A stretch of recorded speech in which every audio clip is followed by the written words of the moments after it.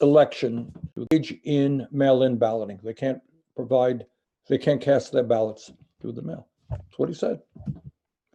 So this election is not just the most important in our lifetimes. This is truly the most important election in the modern history of this country. And the very future of our democracy is at stake. So short term, let me just very briefly, before we get it over to our great panel and to Congressman Pocan. In the very near future, what Congress has got to do is understand the pain that's out there. We got to continue to provide $600 a week in supplementary unemployment benefits for workers.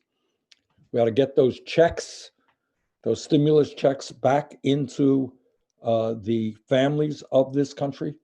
We've got to provide health care to all in this midst of this crisis.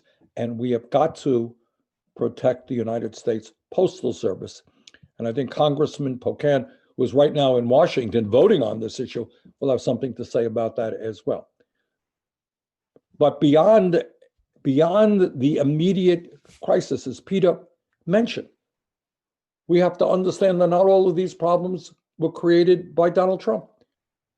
That before Trump was president, half of our people were living paycheck to paycheck. That tens of millions of people did not have health insurance. That our educational system for working class kids in many ways was unaffordable, and many left school deeply in debt. That the criminal justice system was racist and broken, immigration system totally broken, and that we are the only major country on earth not to guarantee health care to all people as a human right. So what we have got to do right now are just a number of things. First of all, between today and election day, and by the way, Wisconsin is in that. I don't have to tell anybody in Wisconsin, you are a battleground state. Trump won it last time. It may come down to Wisconsin. So all of you have got to do everything you can to get your coworkers, your family members to vote to defeat Trump and to elect Joe and Kamala as president and vice president.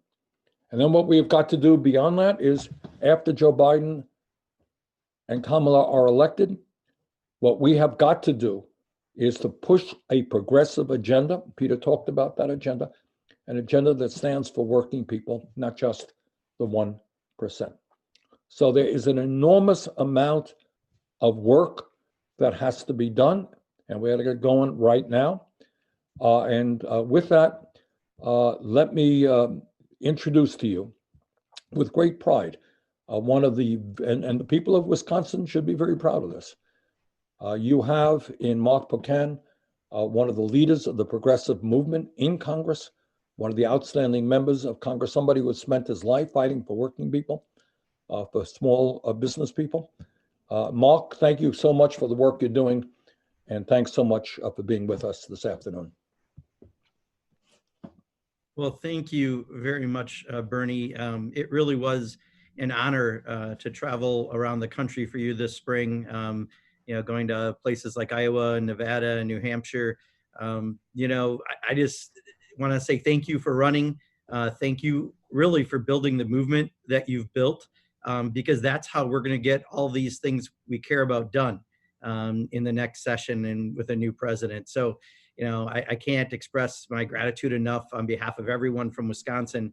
You have built something remarkable, and thank you so much for that. I am in DC. The video may not be great because it's hard to find a spot to do this off the Hill, but close by for votes to try to save the Postal Service. Donald Trump has tried to create chaos by trying to damage the Postal Service to make people think their ballot won't count somehow. And in doing so, he's hurting the veterans and seniors who get medication in the mail, the people who get their paychecks in the mail, the small businesses that rely on sending packages in the mail that are already hurt by the president's actions on COVID-19.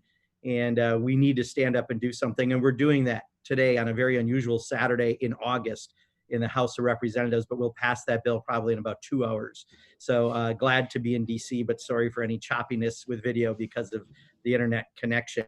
I wanted to give a state of play in Wisconsin. We're a purple state. This is a state that we lost 4 years ago by less than 23,000 votes, a very, very tight margin. And yet we're the birthplace of Fighting Bob La Follette, one of the greatest progressive leaders in our country's history, especially in the last century. We had a 16 cycle that was very difficult. That's not going to happen this time. In fact, if you just look at 2018 as an example, I can tell you we took every constitutional office, statewide office in Wisconsin, from governor on down. Granted, they all were about by 1%, except for Tammy Baldwin, Bernie, your great colleague, who's an outstanding progressive. She won by 11 points.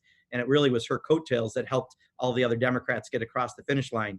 But we had 93% turnout in the city of Madison in 2018, just to give you an example. So we are going to do that in 2020. We're going to get the vote out everywhere, and we're going to take the state back.